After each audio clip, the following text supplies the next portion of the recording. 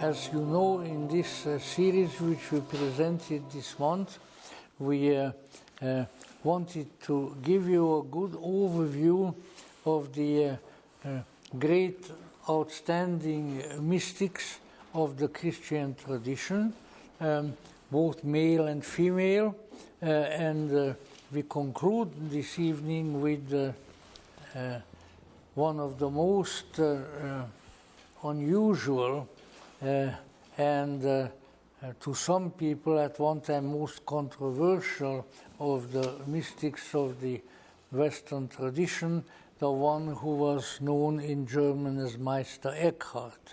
Now, a little bit of an explanation for you in other terms. I was at one time engaged, and I still have the manuscripts, on writing probably a small book on the great mystics. And so I have my notes, which served lecture purpose earlier too, and these are all written out like essays. And therefore I may be, at least from time to time, somewhat departing from my usual custom of a more extemporaneous presentation, because I have all this material, and while I have it in front of me, it weighs on my shoulder that I should bring it forth. So you'll have to be patient with me in that respect, and don't think that I have departed from my usual lecturing format, but it is because of previous work. Now, unlike some of the other German mystics of the Rhineland, some of whom we have already reviewed, Meister Eckhart, as he was called, possesses not only the distinction of being the most prominent mystic of his period, but also he may be considered by us a brother heretic, which makes him a little more, makes the whole, our relationship to him a little more cozy, so to say. At the very end of his life, he was tried for heresy. This was in 1326 in Cologne, otherwise known as Köln, but unlike so many others, he was not burnt or even imprisoned, but he was released, even though he was not quite cleared of the charge. In the following year, he traveled to Avignon, where at that time the popes were ensconced, to be examined by a papal commission. 2 years later, a papal bull, and the papal bull is not a dairy animal. You know, it's actually something else. A papal bull condemned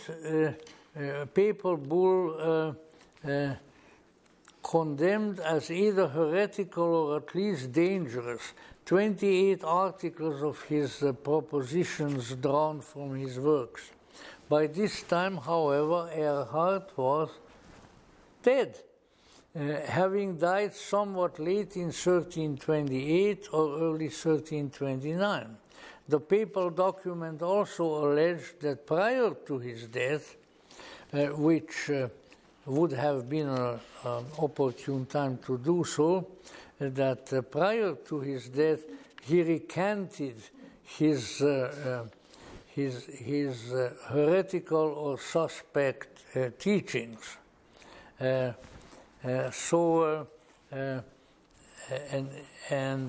He professed that he professed the Catholic faith, as if he hadn't confessed it before.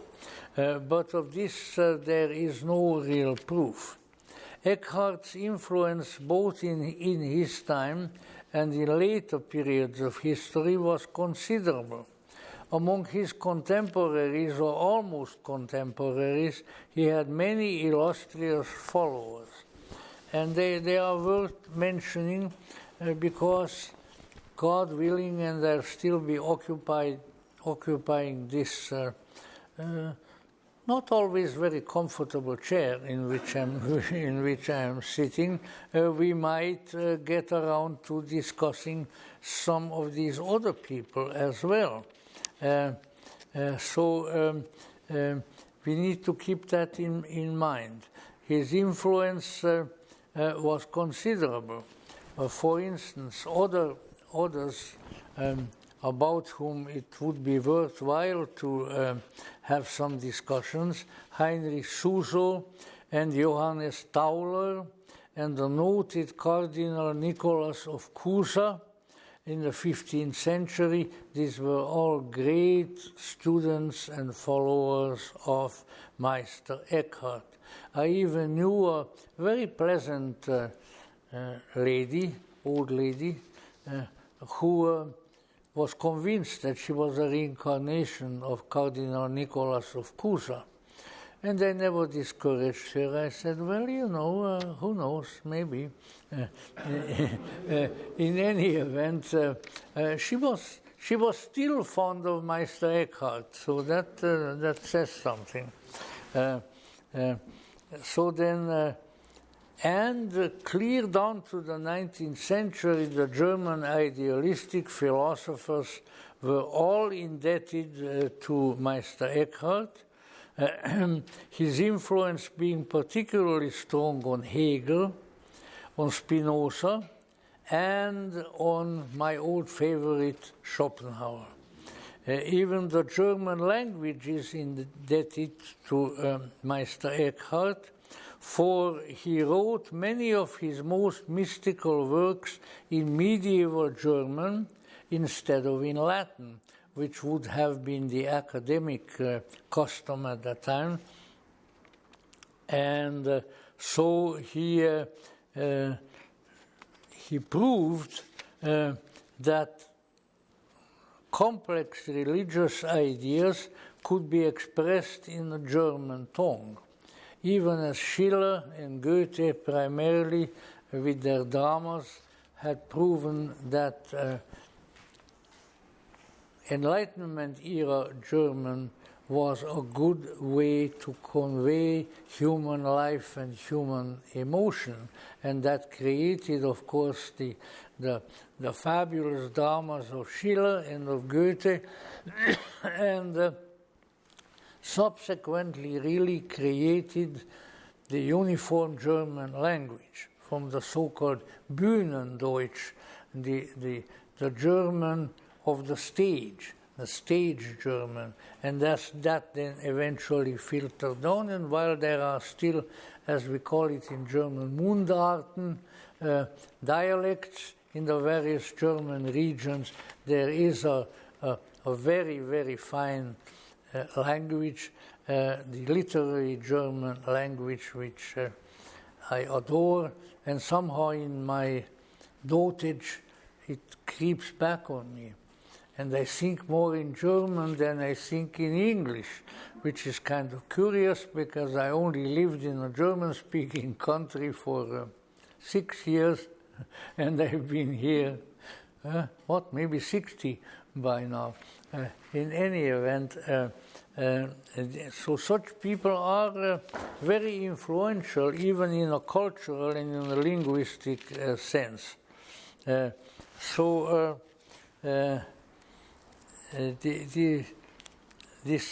recognition of the suitability of the German tongue for these recondite and mystical subjects was later utilized by Martin Luther and his fellow reformers, among others. I'm sure for that the Catholic Church was not very grateful either.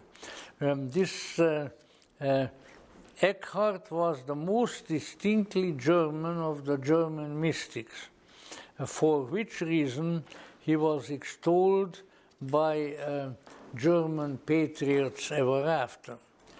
Now, his complete name was Johannes Eckhart, and he was born in the village of Hochheim near Gotha in 1260. His father was a steward in the castle of a local nobleman, and in the course of his childhood, Eckhart became imbued with the concepts of chivalry and indeed of nobility, which he came to utilize in a spiritual sense in the course of his career as a mystic, and which we shall discuss in a few minutes.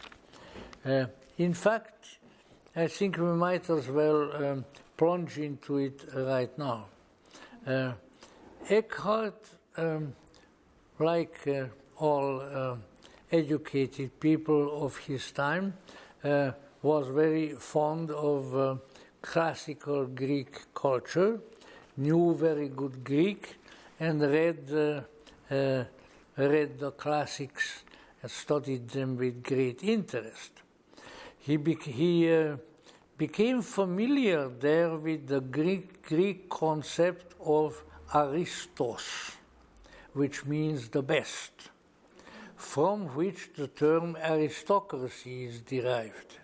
He felt that some people stand out from the crowd because they are better, and that a division of humanity into the better and the lesser is part of a natural order, which will not be denied, I think, by people of some profound thought, but certainly would be violently denied by some people in our culture today. But when you become familiar with Eckhart's way of dealing with this matter, you might find certain aspects that previously have not occurred to you. His favorite word in this regard was edel, which the translation of which is noble, but which usage denotes someone of rank. Now, the concept was amplified by Eckhart to be applied in a spiritual sense. And here I'll take a little side road, as I often do, and as is generally considered at least permissible for aged persons, and that is to reminisce, I'm in the reminiscing stage of life. So here is my reminiscence on this subject.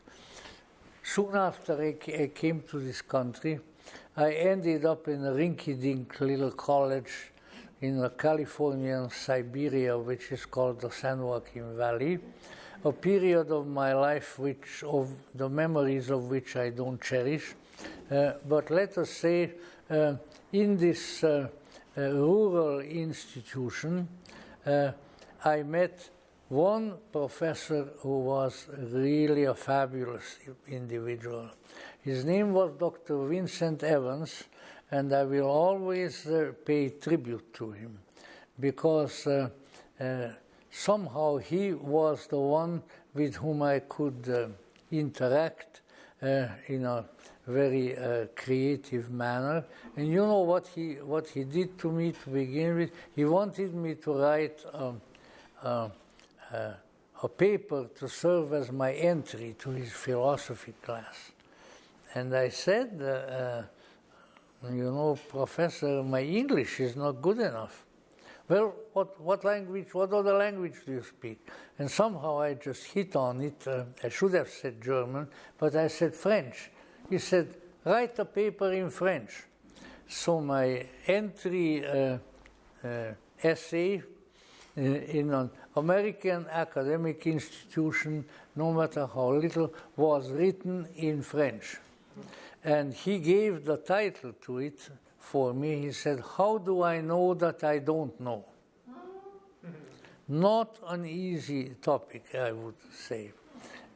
In any event, in it,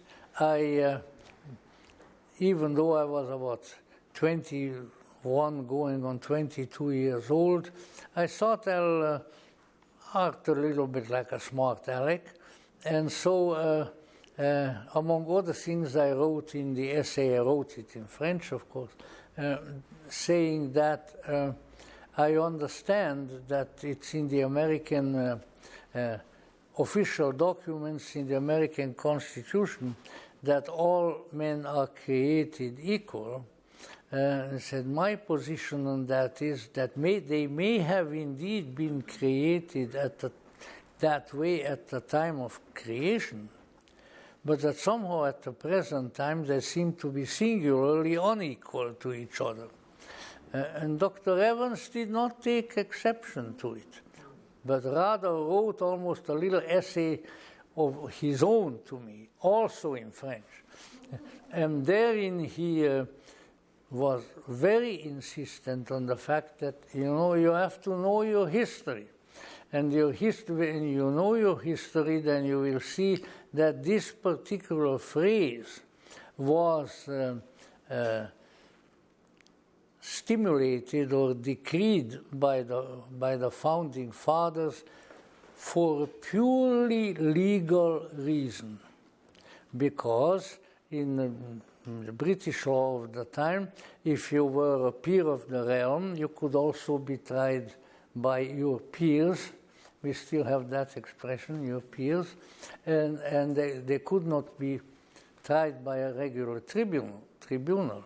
And so Washington and Franklin and Madison and the rest of them felt that that was unnecessary under the circumstances, and that all people should be tried as equal. But he said this only means that they're equal before the law. It doesn't mean that they're equal in intelligence. It doesn't mean that they are equal in the grandeur of the vision of their soul. It doesn't even indicate that they are of equal character, good or bad. It does not pertain to that. That's an entirely different issue. Well, I thought apparently I have hit on a man who has the ability to agree with me, and those are the kind of people I like, even at that time. So let's say, taking this a little bit further, it must be kept in mind that, let's say, metaphysical and theological concepts of equality at the level of the soul or at the level of the spirit should not be interpreted in a literal fashion in ordinary society, that they pertain to something else. And that this factor, I think, in certain ways, was present in the work of Eckhart.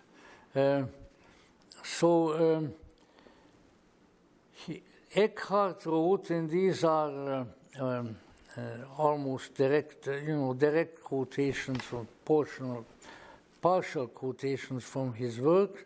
Eckhart said that the true noblemen and noble women are noble women and noble men of God, and that God honors them accordingly, says Eckhart. And these persons are not merely noble in bloodline, which is of course the medieval social order and worldly status, but they are, and these are his very words in German, the knowers of God, who are ennobled by their knowledge. Now this brings to mind sort of related phenomena. For instance, I read in some fairly authoritative literature that it is a quite common custom in some of the Sufi orders in India, in the Middle East, and so forth. For the initiated brothers of the local Sufi, well, we could call it lodge, if we are not becoming too Western with it, they would greet each other smiling on the street. Your Majesty, Your Excellency, with all kinds of exalted titles. And if somebody took exception to that, he said, well, we are honoring the spiritual greatness of our Sufi brothers.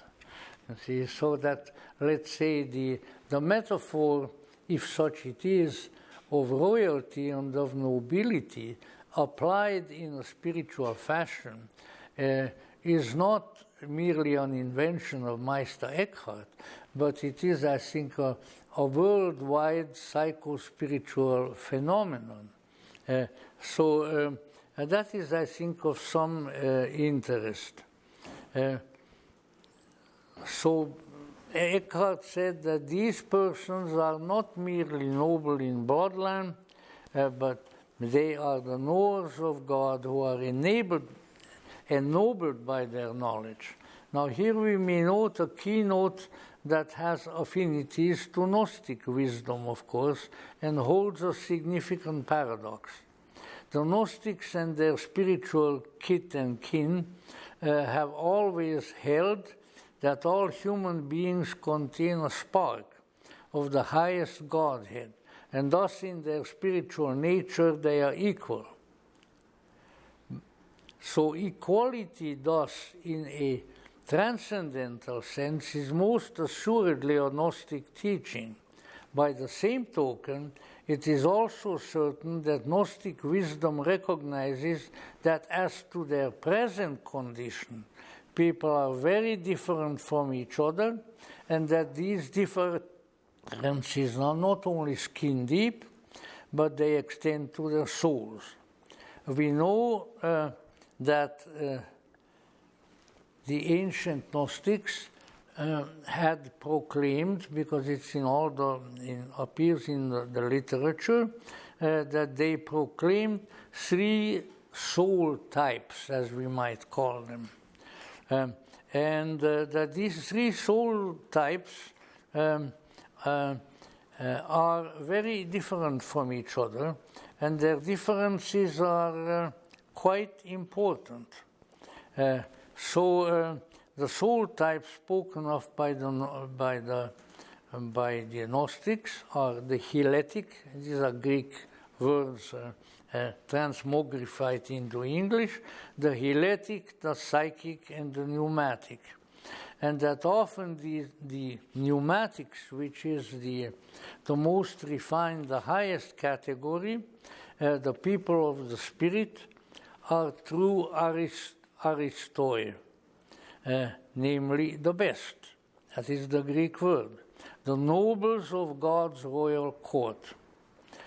So this combination of egalitarianism and aristocracy represents a paradox which is peculiar to certain forms of higher mysticism, and which was certainly present among the Gnostics, and which was greatly extolled by Meister Eckhart. So the resolution of the paradox may be found. And I will save you the trouble to rack your brains about it too much, and I'll try to indicate it to you how it may be formulated.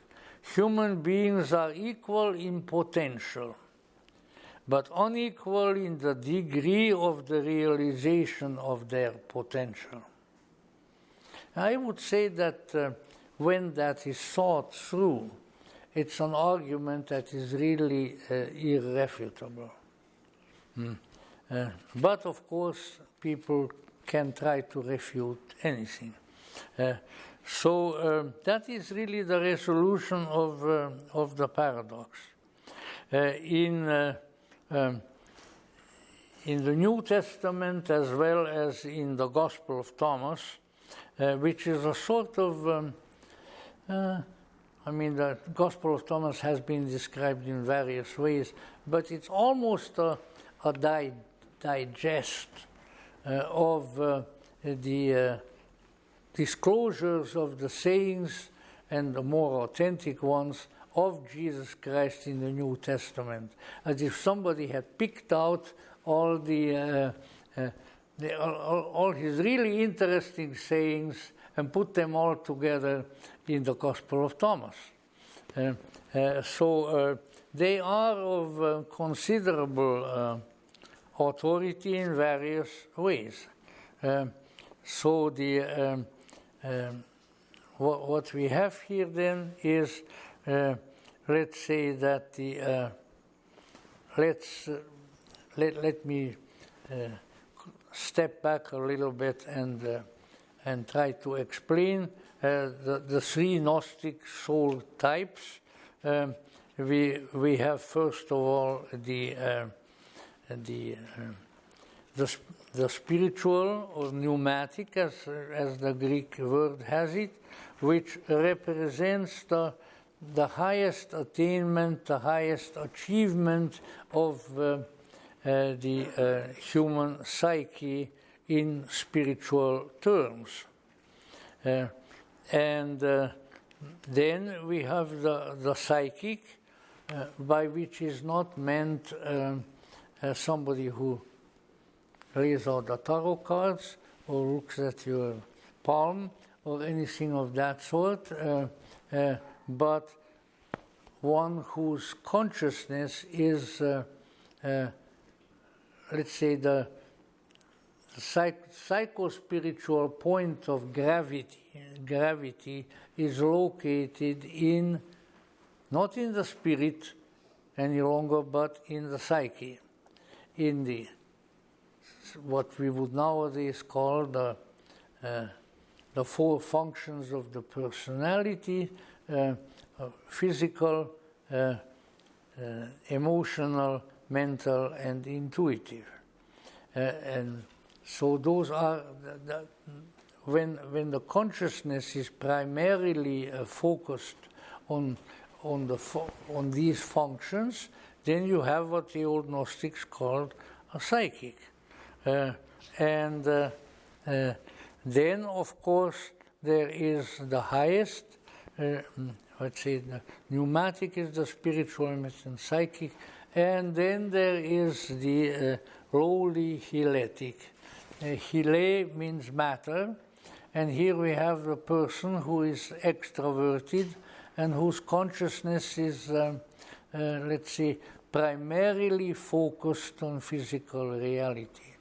So I would say Western culture in its educational and other intellectual functions, at least since the late 18th century, first only in an elite form and later on more popularly, has become hyletic.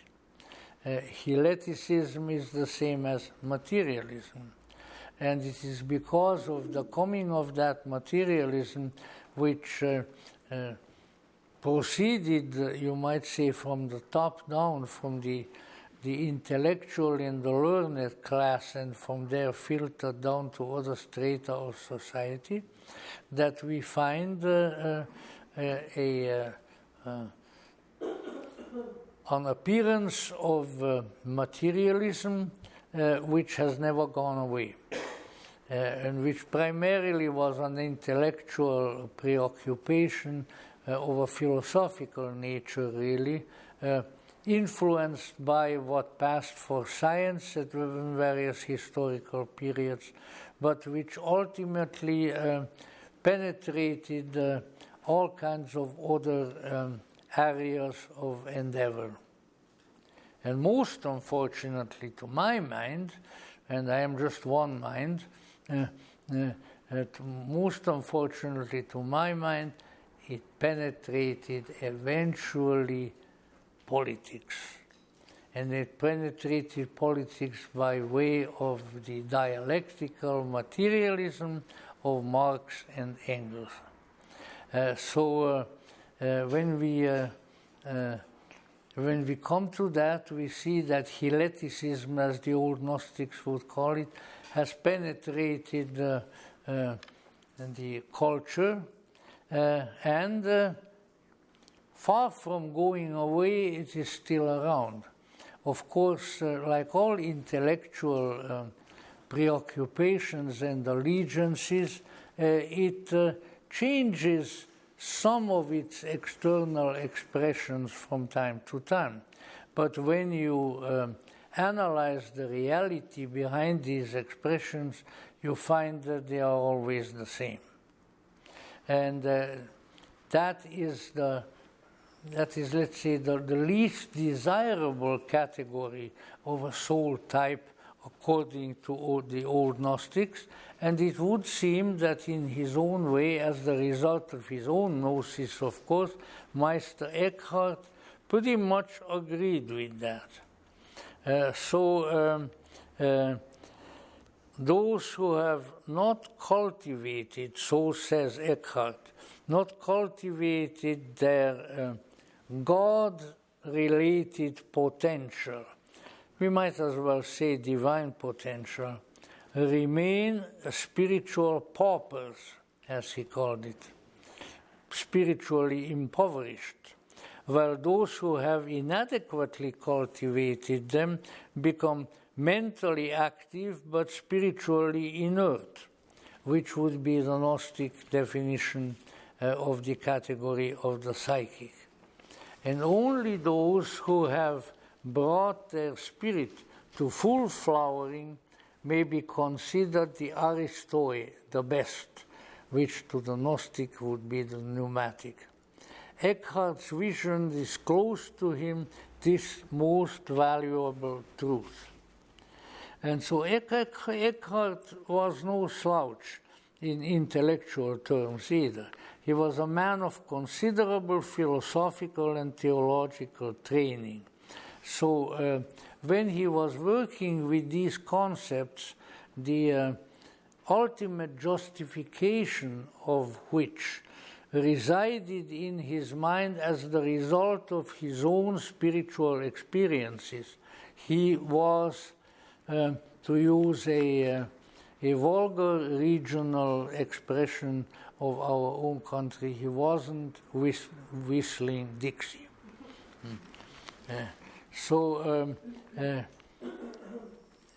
Just to kind of indicate a little bit his credentials, at the age of 15, he entered, which at that time was sort of in every age, and this is not of very great importance except historically, there was another monastic order that was the fashionable monastic order. The first monastic order was fashionable because there was no other monastic order, were the Benedictines, with Saint Benedict of Nursia, who founded his famous monastery in the Apennine Mountains in Italy. And if you are very interested in those things, you may go there still and view them. And then there came others. Well, at his time, the Dominican order was the fashionable order. And you might say, oh dear, but the Dominican order was the one that managed the Inquisition. So how could somebody like Meister Eckhart or Giordano Bruno, for instance, these really very esoteric people, how could they function in the Dominican order? Well, we got to remember that after he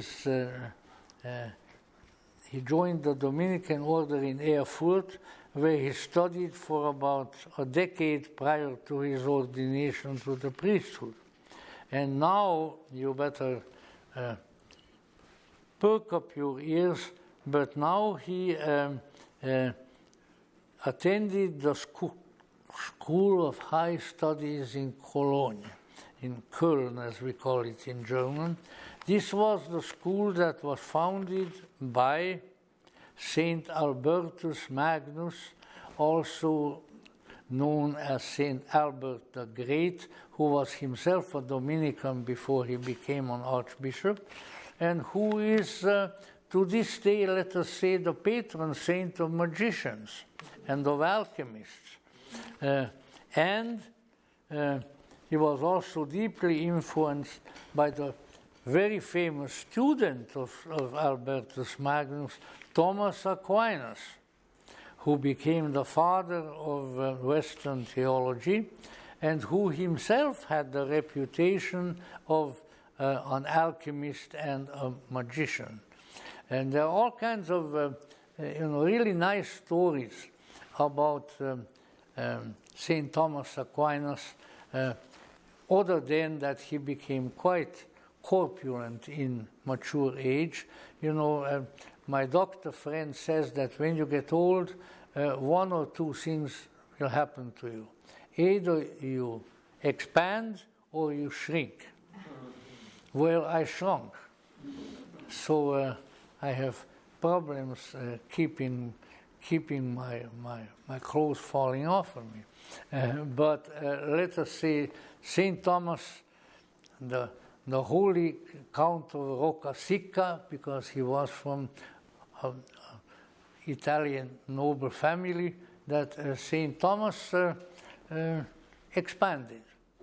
And they still showed one time when I was moseying around in north of Rome, long time ago, there was a monastery there where presumably St. Thomas Aquinas lived toward the end of his life.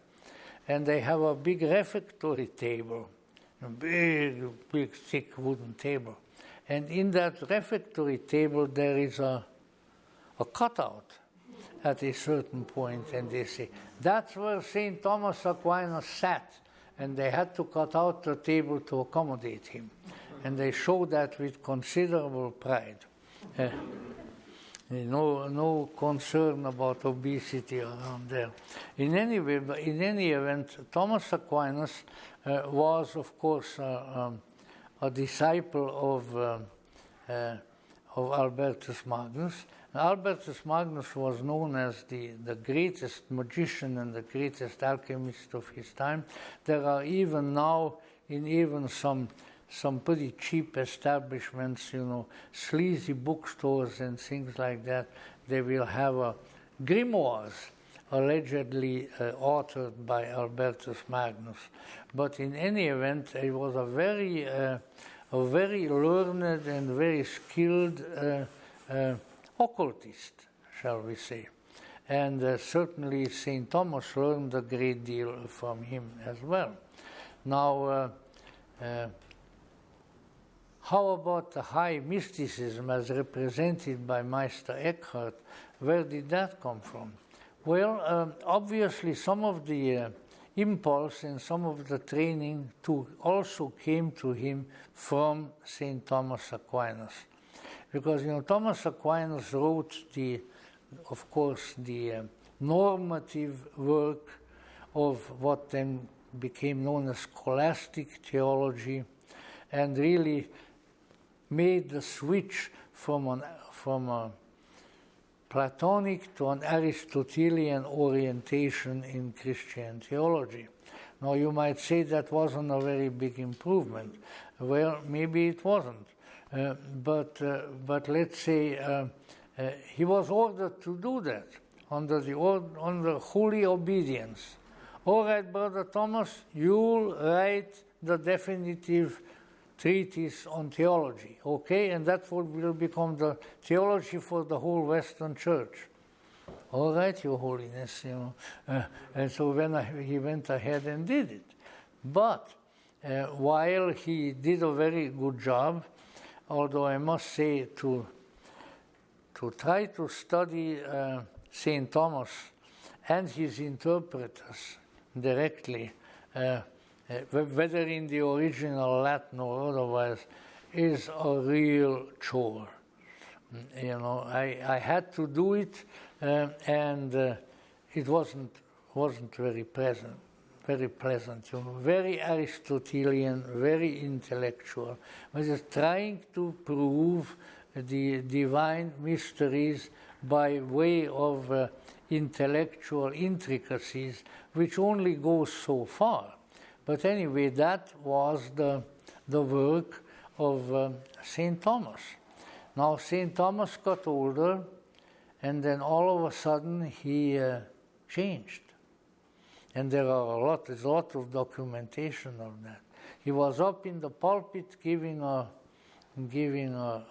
sermon, for instance, and in front of him were pages of his own book, of the Summa Theologica, and he tore it up and threw it down to the people. He said, "People, this is so much straw." And then people asked him later on, "Well, Brother Thomas, how can you say that? You did so much work on that and you have such great distinction." And he said, I can say it because now I know something else. I know better.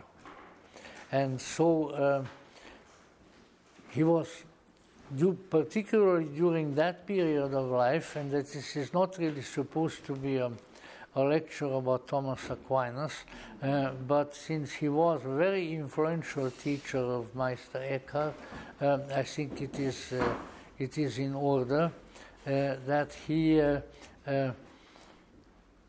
had acquired a high mystical vision, and so he could see that all the intellectual statements about God and about divine things are extremely inadequate, and that therefore he named them being so much straw.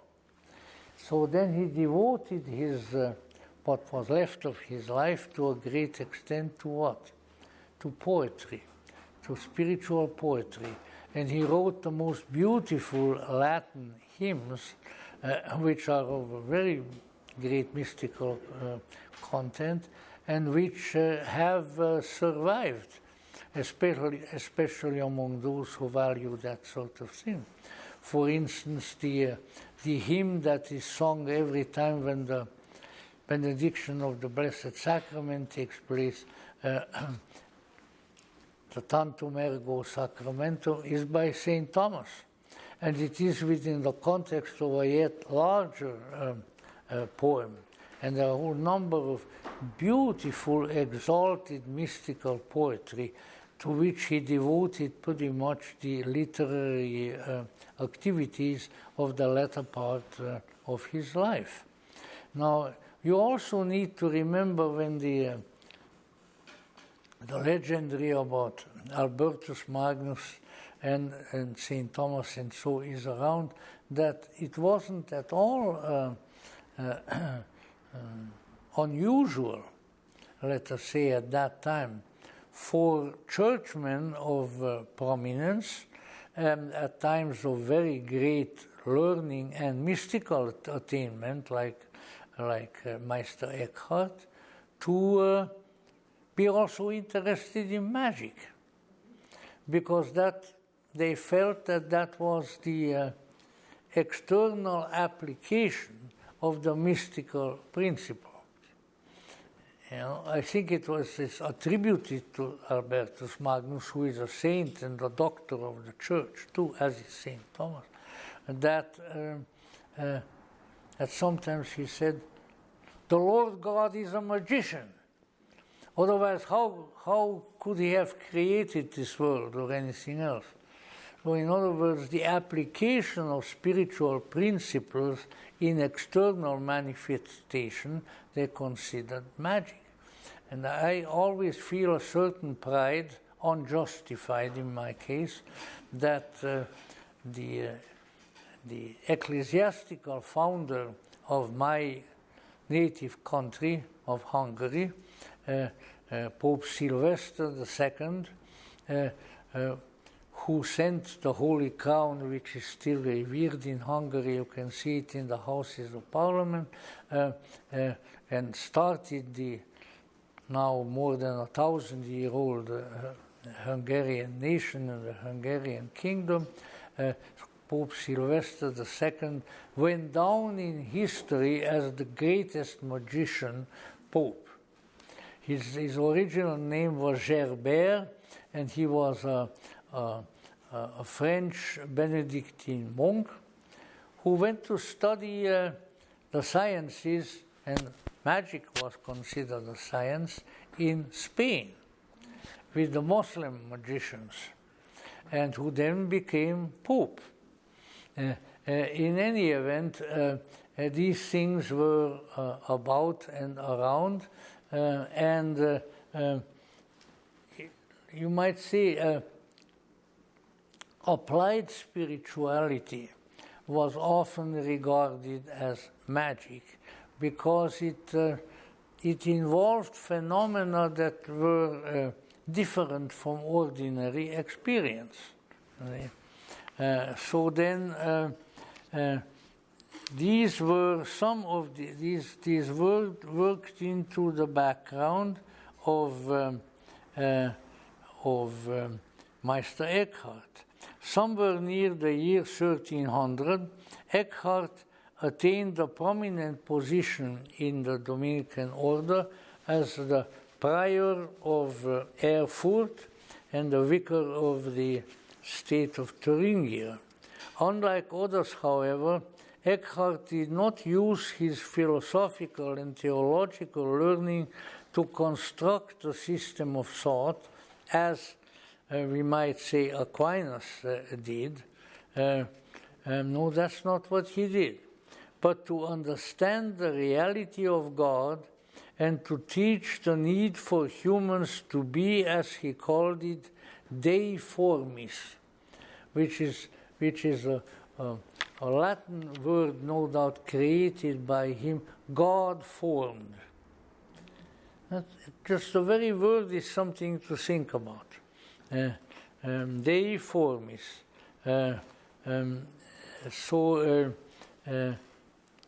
Or maybe a better translation, which I picked up from somebody else, is God-patterned. When somehow the pattern of our life, the pattern of our personality is copied from the transcendental sources. And that, I would say, is probably the best kind of character education, the best kind of development that I can think of. Eckhart's learning and philosophical subtlety were inevitably put in the service of understanding difficult states of mystical consciousness and of matters attendant upon these. A good example is his explanation of the word darkness, and I think this is, to me, this is particularly significant at the present time. I'll tell you after a minute, but it's not really of very great importance, so I'm not exercising my prophetic powers, my well-known prophetic powers, but the word darkness, as it appears in Exodus 20:21. Here is the sentence. Moses went up to the darkness, inside which there was God. I don't think it's quoted very often, but I think its implications in a proper sense are very significant. Eckhart gives several concurrent interpretations of what darkness may mean in connection with the mystical experience of God.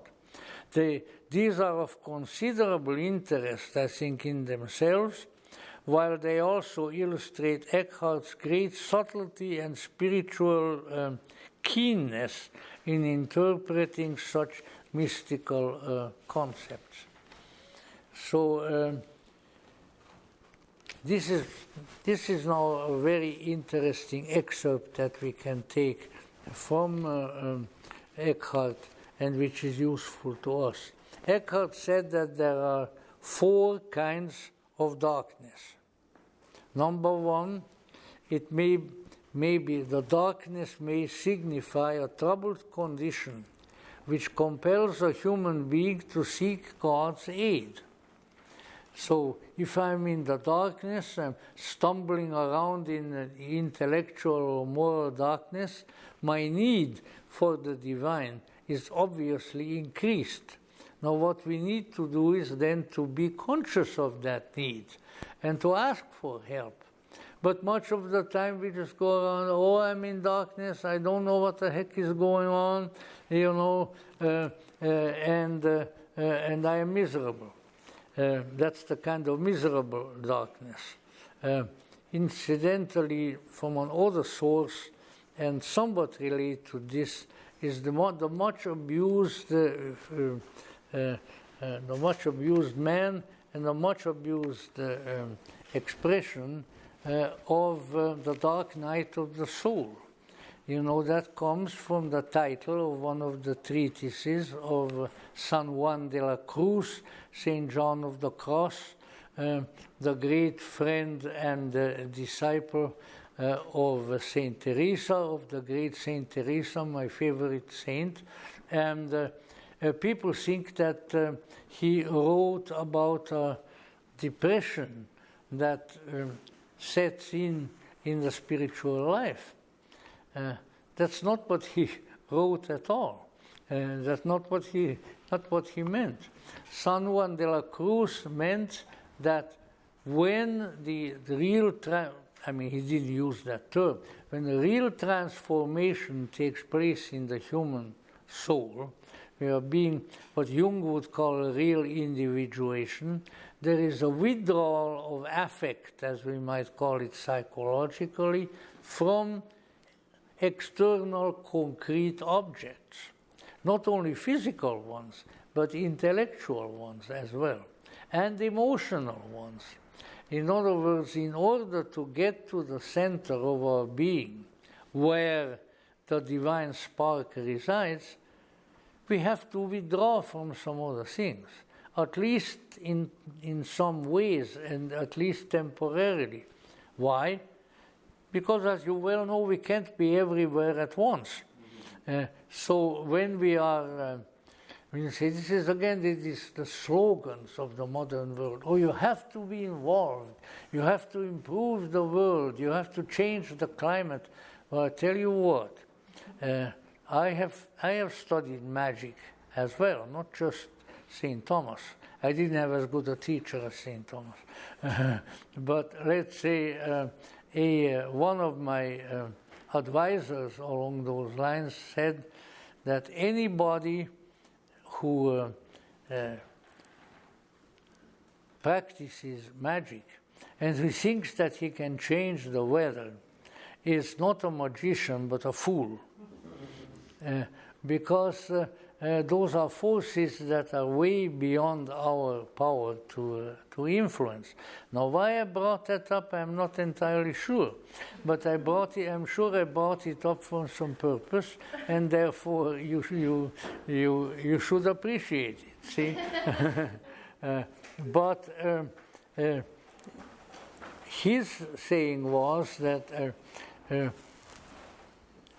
a human being, when he seeks the aid of the transcendental, you might say, as in terms of Carl Jung's psychology, when a human is beginning to utilize the transcendent function, the function of the consciousness which is beyond the four.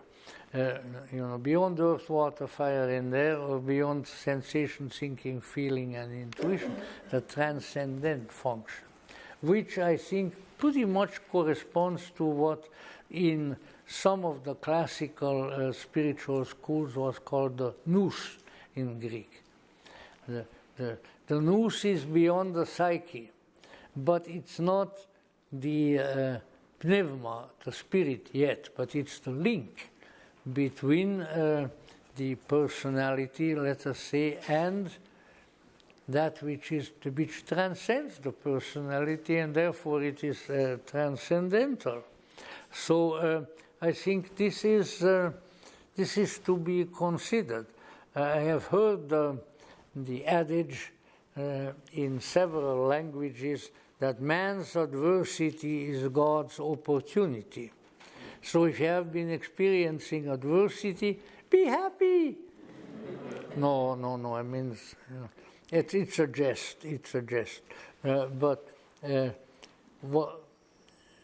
when we think, today we think that adversity serves no good purpose at all.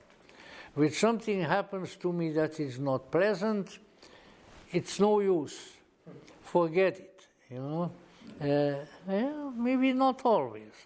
Adversity can and does teach us many things. Number one, if we are alert, I think it teaches us that we live in what has even by theology called a fallen world. That earthly life is hard and full of disappointments.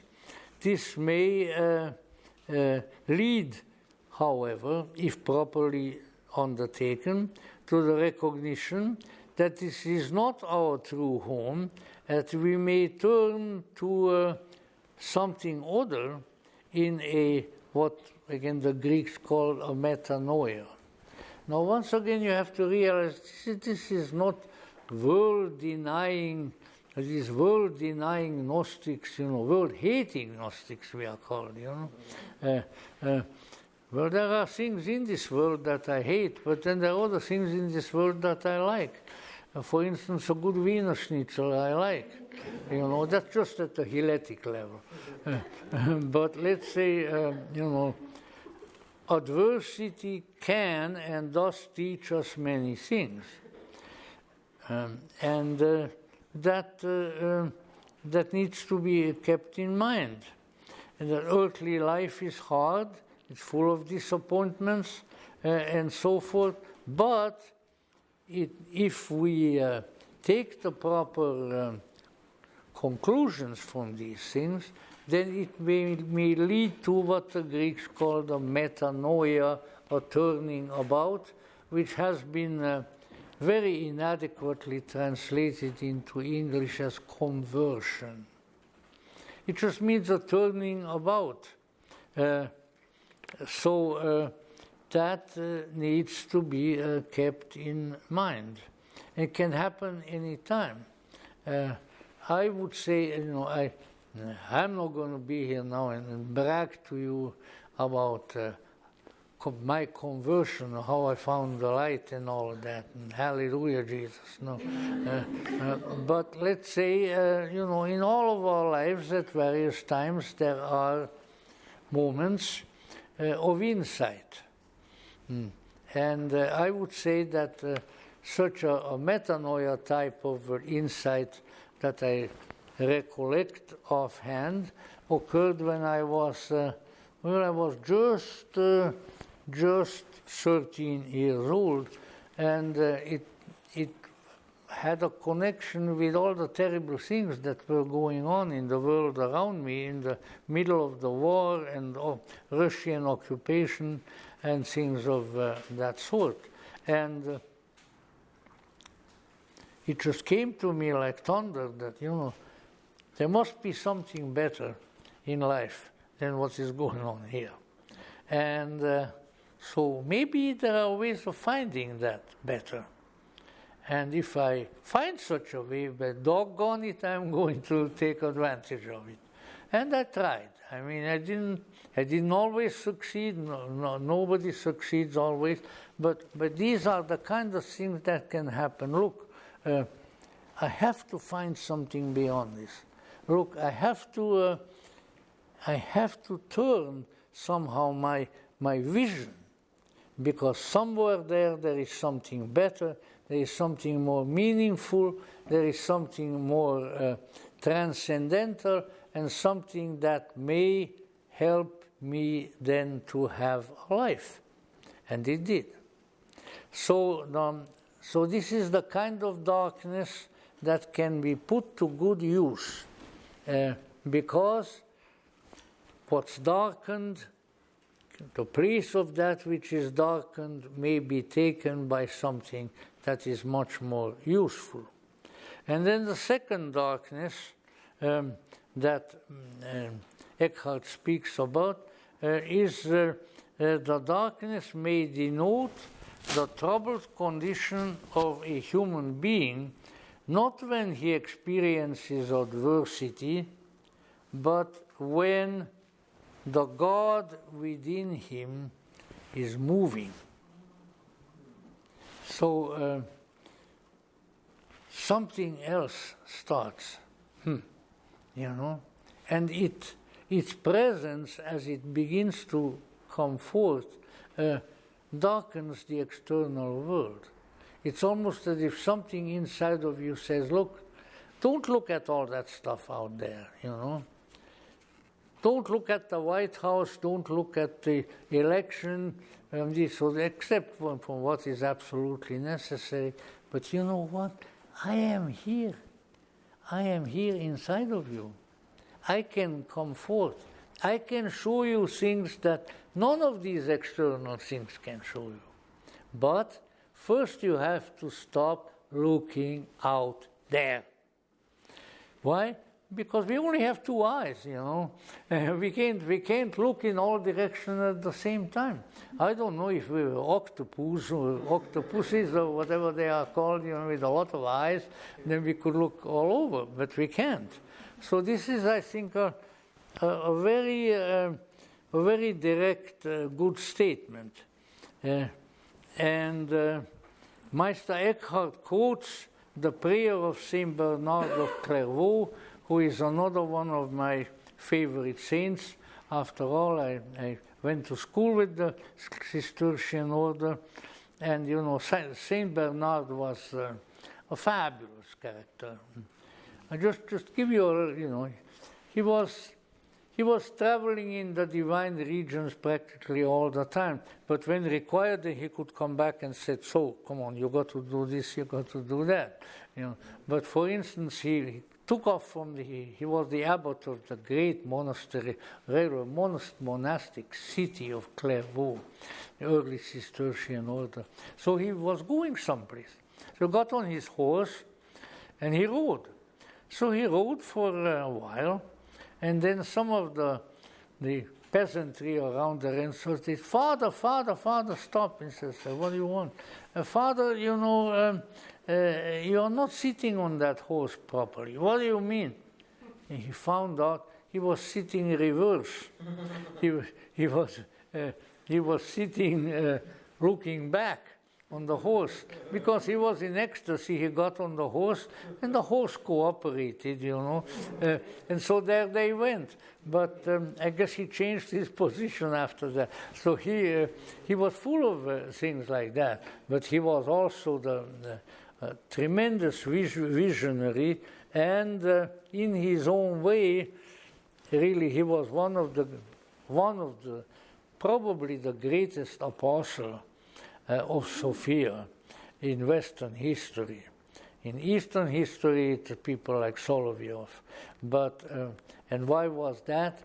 Because he was tremendously involved in the wisdom literature of the New Testament, particularly the book of the Wisdom of Solomon and the all the ones about the Queen of Sheba and so forth. And he said, that's the great lady. She's embodied in the Virgin Mary, but he's also embodied in others. This is the wisdom. This is the divine wisdom. You folks ought to recognize that. So he was one of the early contactees, shall we say, without flying saucers, of Sophia. So Eckhart quotes the prayer of Saint Bernard, because that's how I started out with this. This is the prayer, a prayer of Saint Bernard. If thou art with us, grant that I may always be in a troubled condition. This is addressed to God, so that I may always be worthy of having thee with me. In other words, you are my helper, you are my friend, and if it takes being troubled for your presence then I'll take the trouble. You know, really a beautiful thought. And this is really different from the kind of navel contemplating serenity worship that we get sometimes in so-called spiritual circles. Because serenity can be complacency. If somebody is serene in the face of terrible things, maybe they just don't know what the heck is going on. You know, but it can be complacency. I think that some psychologists coined the term for this, the need for what they call perturbation.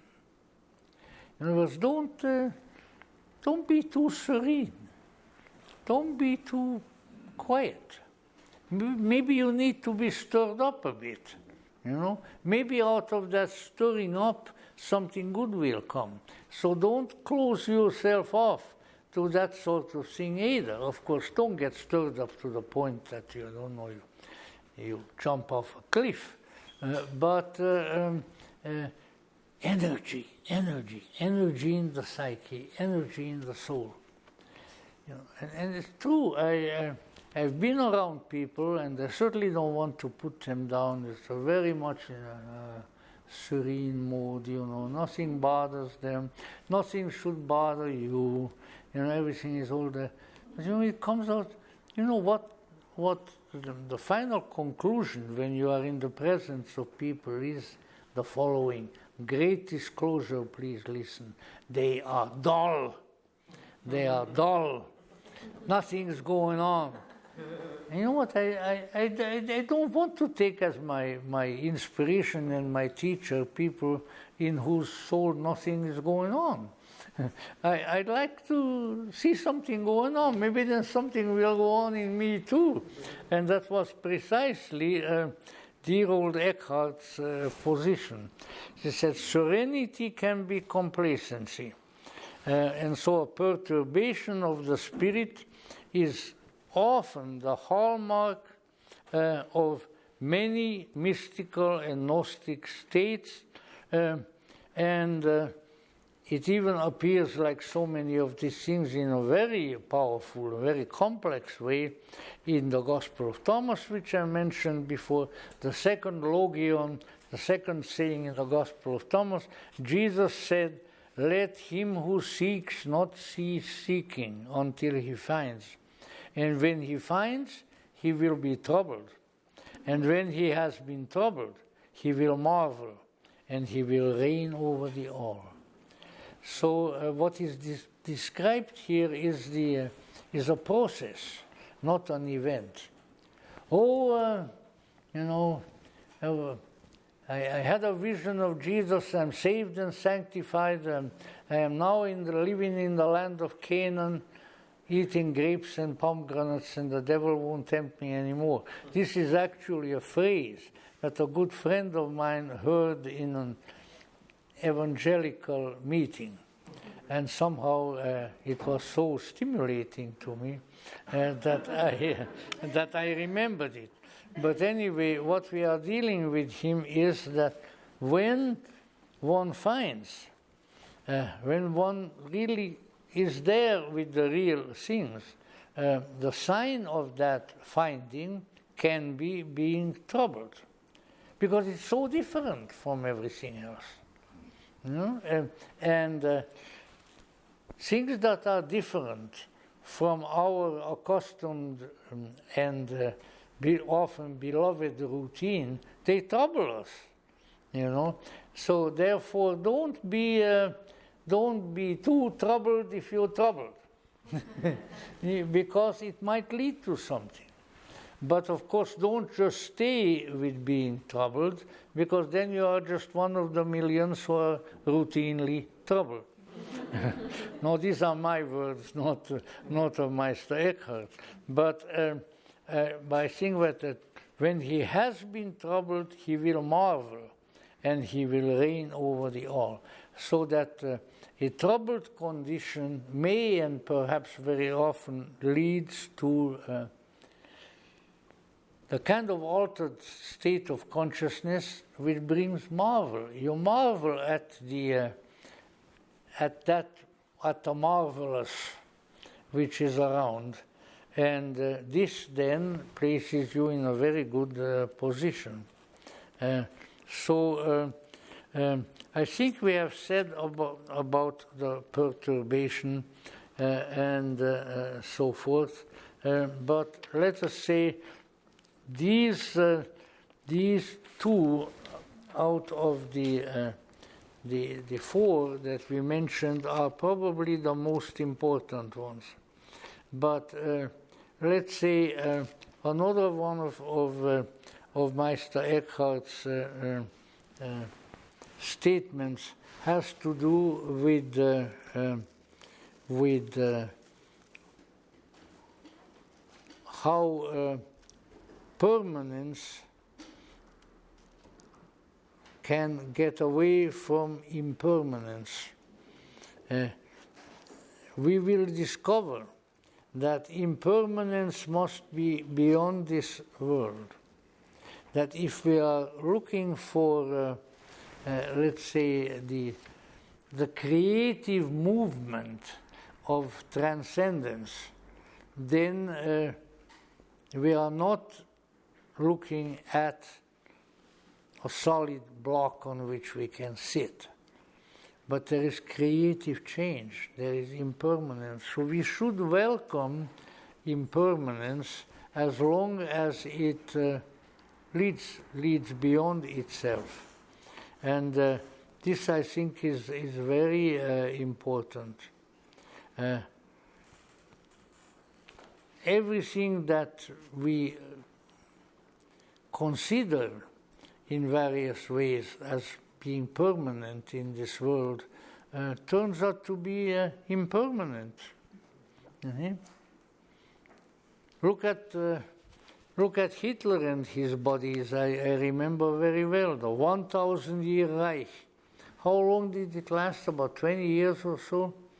That was 1,000 years. So you see, we want to fixate.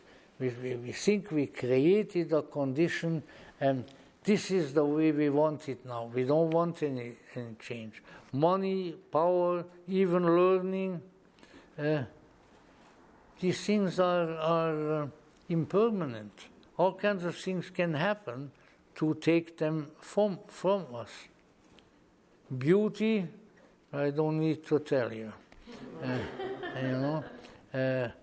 think it's one of the real reasons, which was not mentioned by Bram Stoker, is why Dracula and why the vampires don't like mirrors,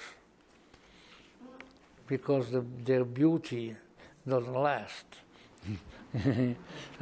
And vampires like to be beautiful, have that nice smooth white skin, alabaster skin, which needs to be nourished with blood.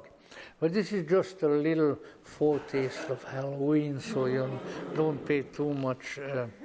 A cognate concept also implicit in many of these, dear to Eckhart, and I certainly cannot conclude without that. Yeah, we're all right. Is his concept of letting be, lassen sein. The human who is submerged in the world, in the mundane life, cannot let things be, but forever tries to alter and manipulate life. In contrast with this, we need to let the world of impermanence be. Okay, sure. I have a tree, and it doesn't get enough water, the tree is dying. Well, once I have tried various things, maybe I've got to let it be.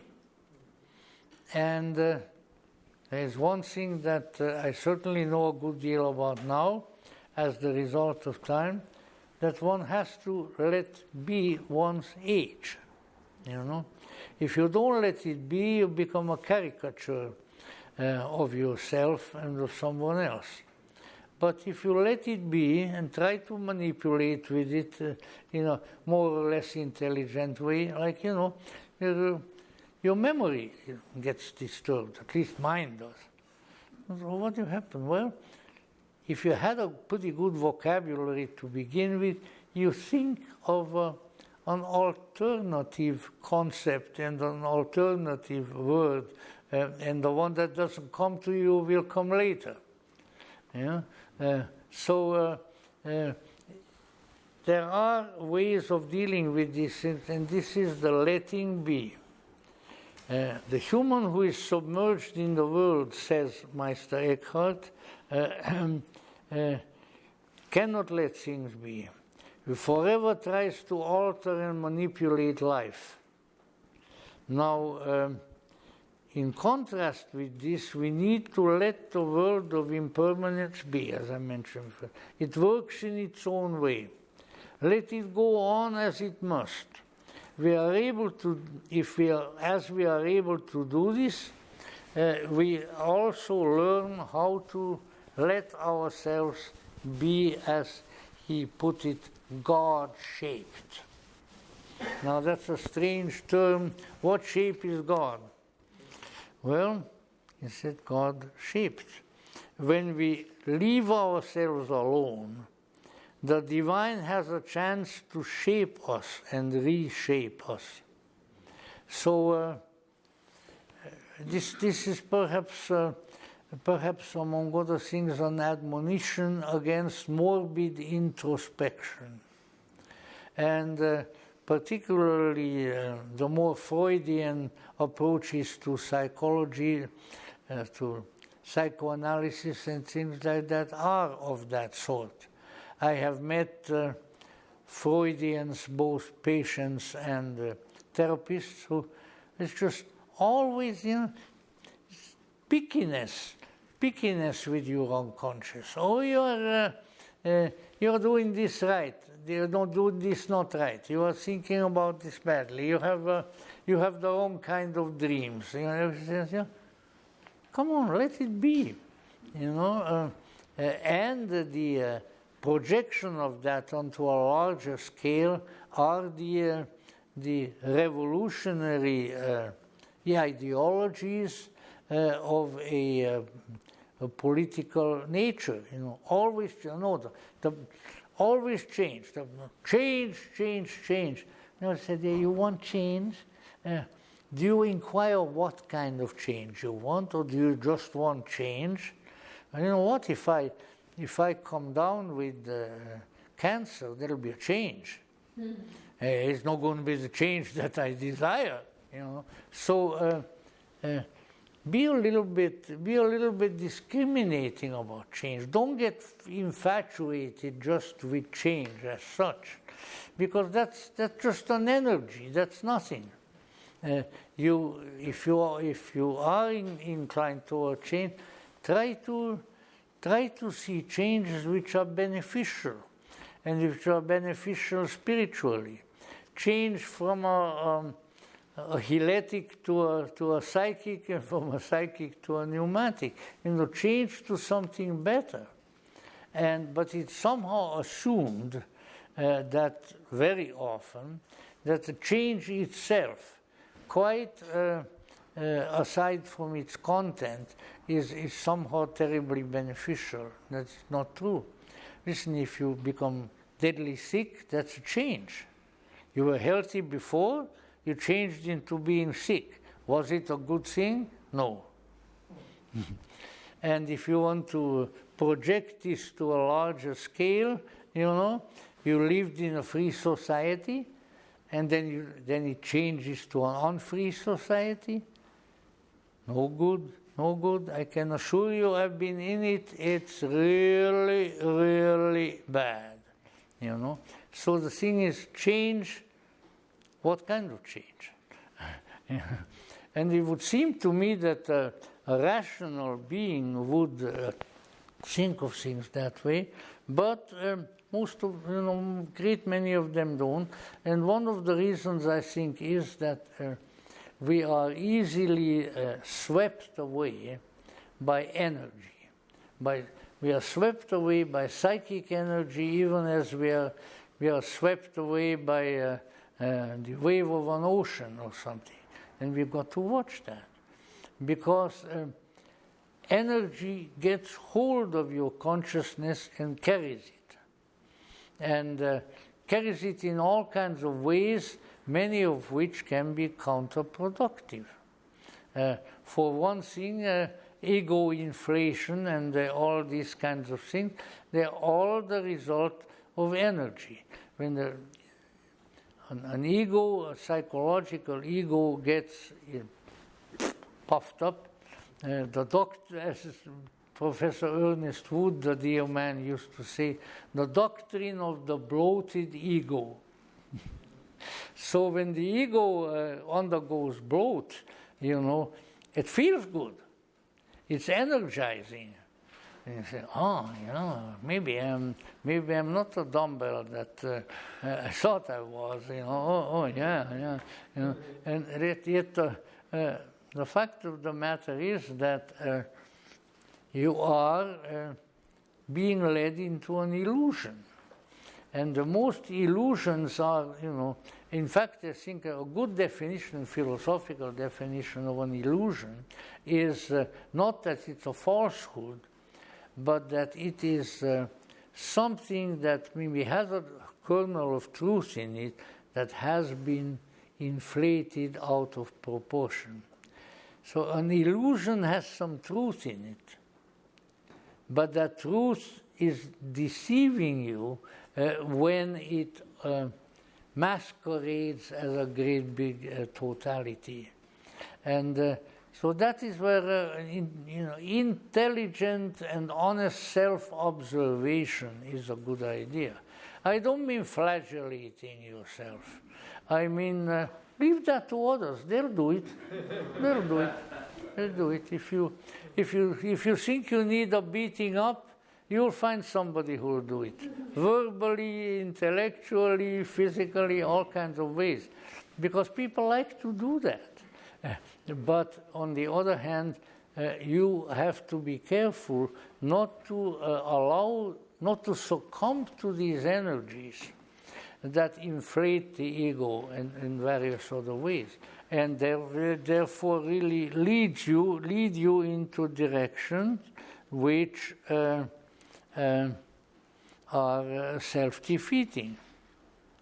So Meister Eckhart said that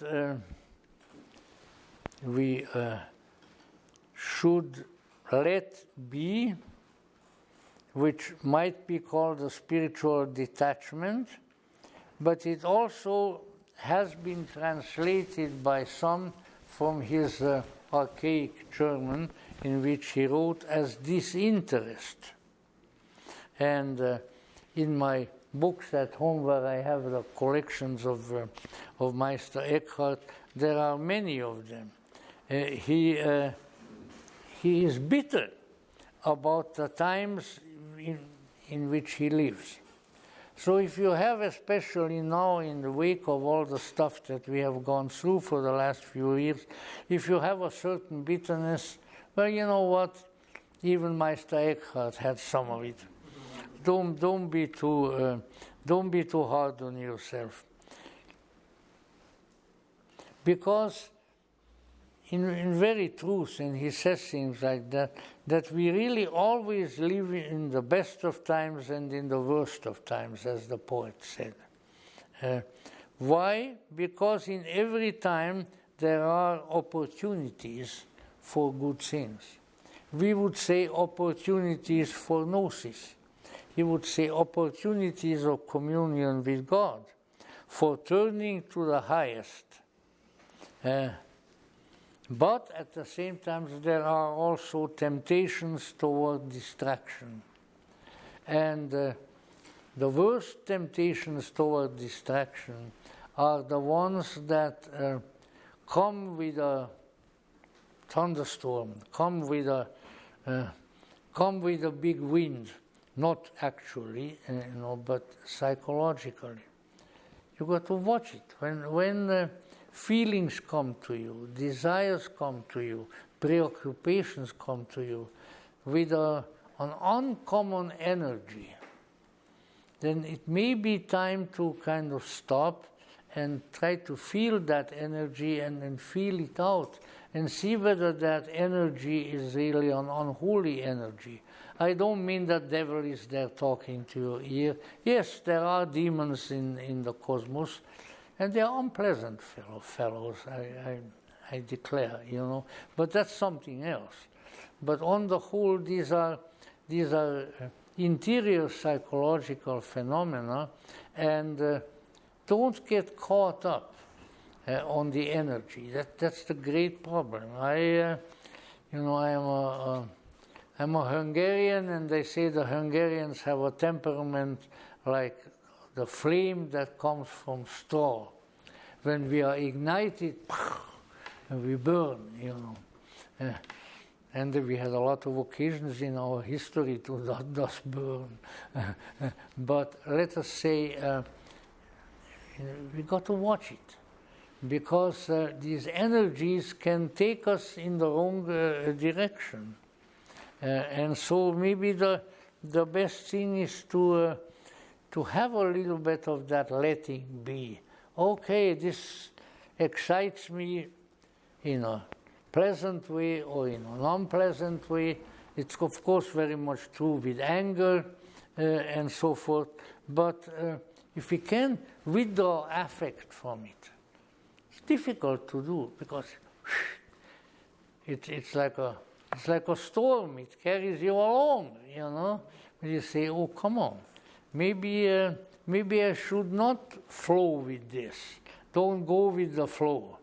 The good old 60s expression, go with the flow. Don't go with the flow, but maybe let it be.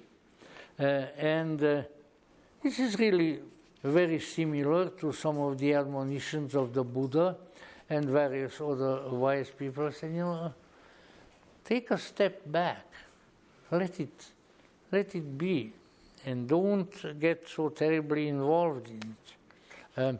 And say the Meister Eckhart gets quite bitter about this too.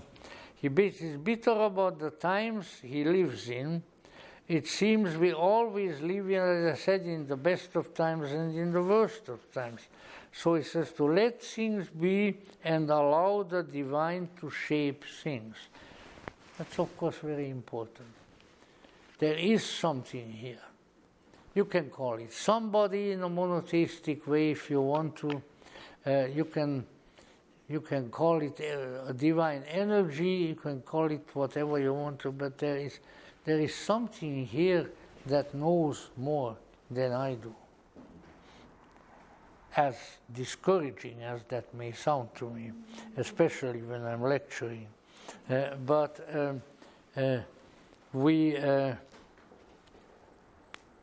we need to keep that in mind, and if we let our selfhood take a back seat, you don't have to try to do away with it. Psychologically speaking, I know that not colloquially speaking, psychologically speaking, if you do away with your ego, as some gurus and so tell you, what would happen? You would be insane. You would be meshuggah, as we call it on Fairfax Avenue, because it's the ego that is the carrier of consciousness. It's just that it should not be allowed to rule the roost. It should be there as a helper, if possible, rather than a hindrance, as it so often is. And Eckhart delivered a Christmas sermon, which unfortunately I don't have with me, but sometimes in the future I'll use it, wherein he said, among other things, the knowledge that is in the core of the soul is the knowledge that we should seek. That is the Christ child. the knowledge that is at the core of the soul. Now, what is this if not gnosis? Of course it is. But the names really don't matter. We have to move away from externalities and the self, and then we will be, he says, if we move away, this is one of his sayings actually, verbatim, that if we move away from the self, we will be admitted to the truth. How? Well, there is a negative way, and he writes, and a positive way. The negative way, I think, maybe comes first. That is the one that is embodied in the Eastern Hindu saying, neti, neti, not this, not this. In other words, this is not what I'm looking for. This is not what I'm looking for. It's not it.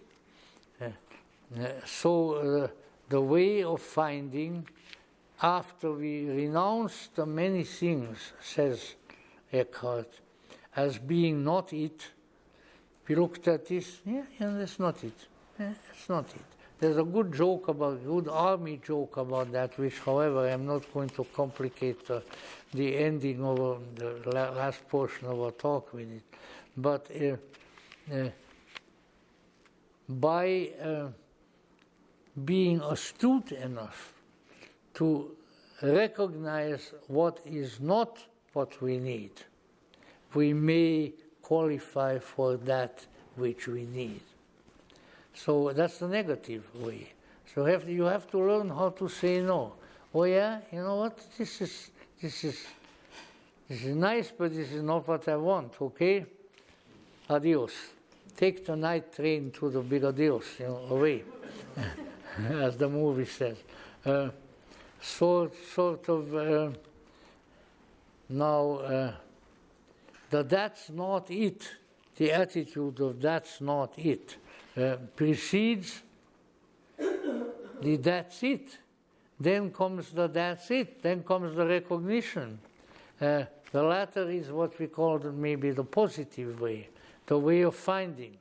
After we renounce the many things as being not it, we find maybe eventually the one thing, and we can say, yes, that's it.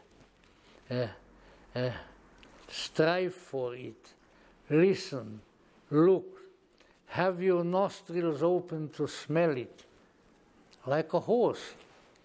And horses you can learn a lot from horses.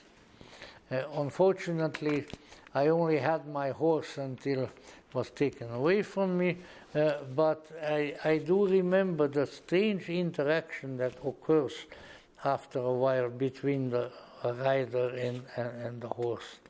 So smell it like a horse.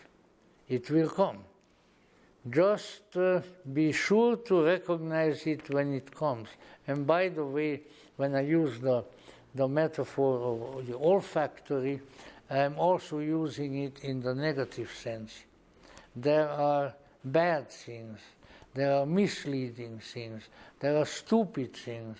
There are ridiculous things in this world which smell. And if you learn how to smell them and say, yeah, you know what? I don't like this.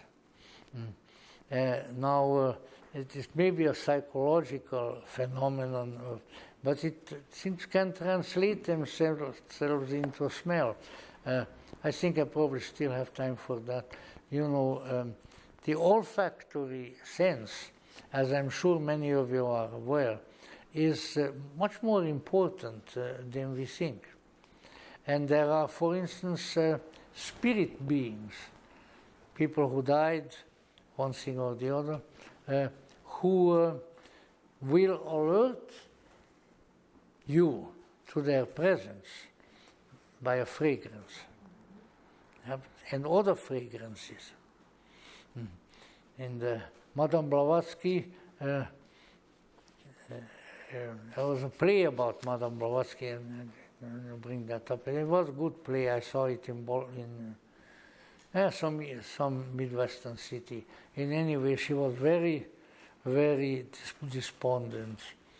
She felt that she had failed, you know. And so she sat there, she said, well, my master won't have anything to do with me now anymore because I failed on this. And all of a sudden, two things happened. Cling, cling, cling, cling, cling, cling. A little bell started sounding. And then she said, oh, Master, I smell your incense. I smell your incense. You are here. You haven't abandoned me. You know, it was very nicely done. Good acting. And so the order of sanctity, you see. All of these, we have to know how to, if we can, navigate with these.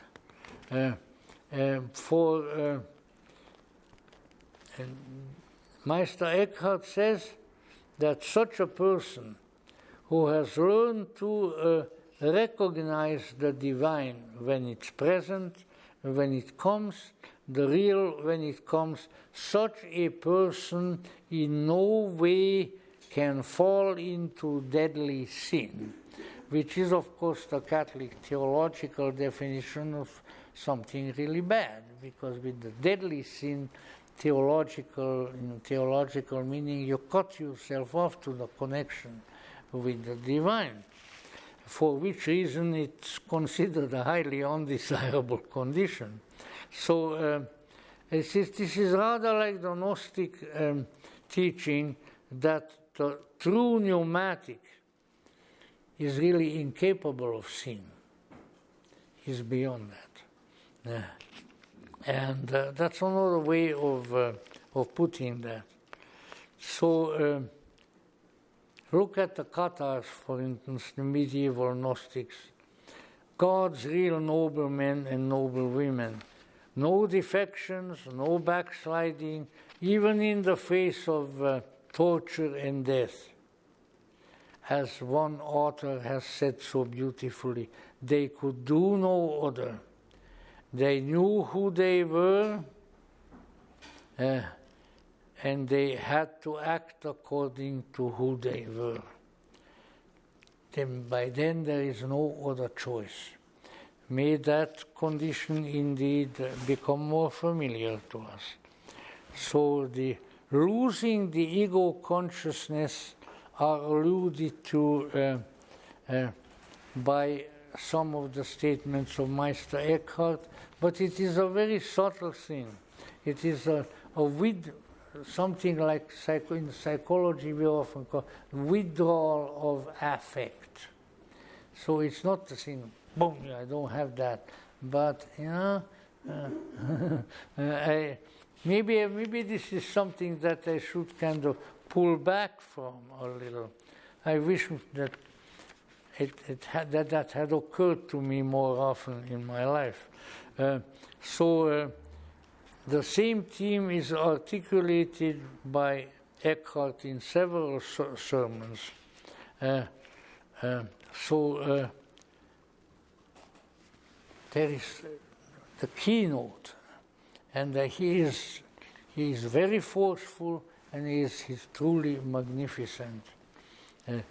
Is that there is someone. It's perceived, personified, but what's wrong with that? We relate more easily to persons than others. And so let us say the personal aspects of transcendence that may come our way should not be considered lowly, but should be understood in a mystical way. There is someone there who, whether we know it or not, leads us onto himself. Those are actually Eckhart's words. Something draws us on.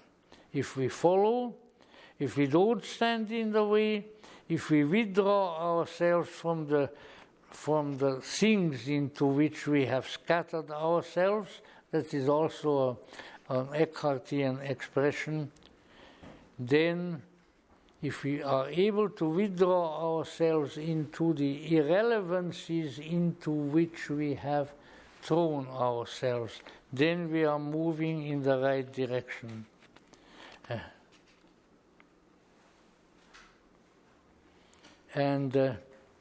So the object of wholeness, and he mentions that, is to go to the divine, to God. The human wholeness goes to the greater wholeness. And this, I think, is very, very important.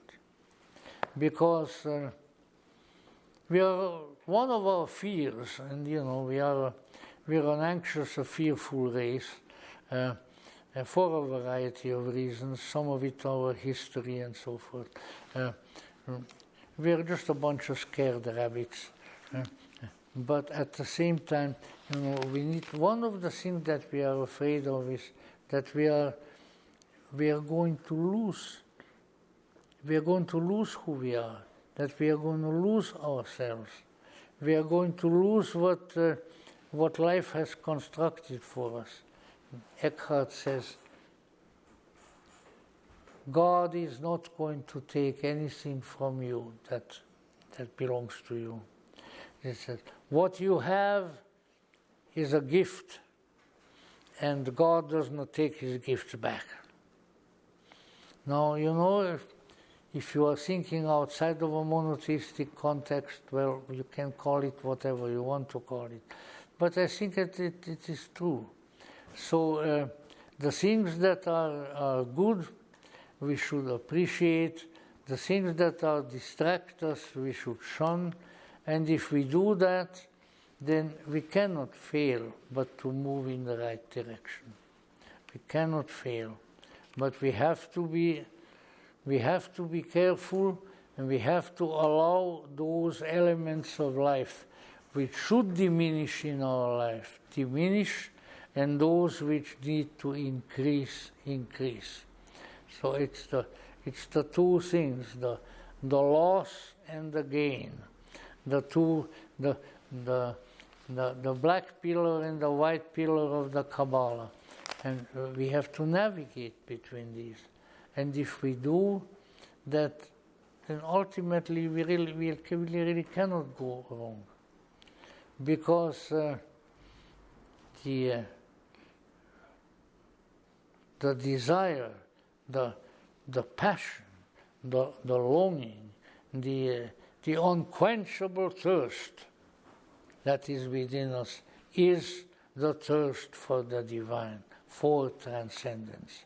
We will never be happy, we will never be satisfied, we will never be healthy in soul or body until we follow that. And if we follow that, then we cannot go wrong. I know it's difficult. All humans have difficulty with it. We are distracted by all manner of things constantly. But somehow, in the back of it all, in the back of the great screen of life, there is a drum. Drum, drum, drum. And you know what it drums? It drums. God, God, God. Divine, divine, divine. That is what you need. That is what you want. And with grace and your perseverance, that is what you shall achieve. And we need to give thanks for probably the greatest and the most honest of the great mystics of the past, Meister Eckhart, for having so efficiently tried to convey this to us. And I'm so happy that we were able to touch it just a little. There are some very good selections, very good books of his works that we may profit from. But for anyway, thanks to Eckhart and to his kin, who have called our attention to these things, because if it weren't for them, we might be lost. I don't mean we're going to be in hell, but we will not be where we should be. And we must be where we should be, which is on the way to transcendence, on the way to the divine, onto the way of real divine meaning. And if we recognize that and if we keep that in mind, then we cannot go wrong. And let's hope that we have been led a little bit closer to that tonight. If so, then my efforts will not have been in vain. I thank you very much.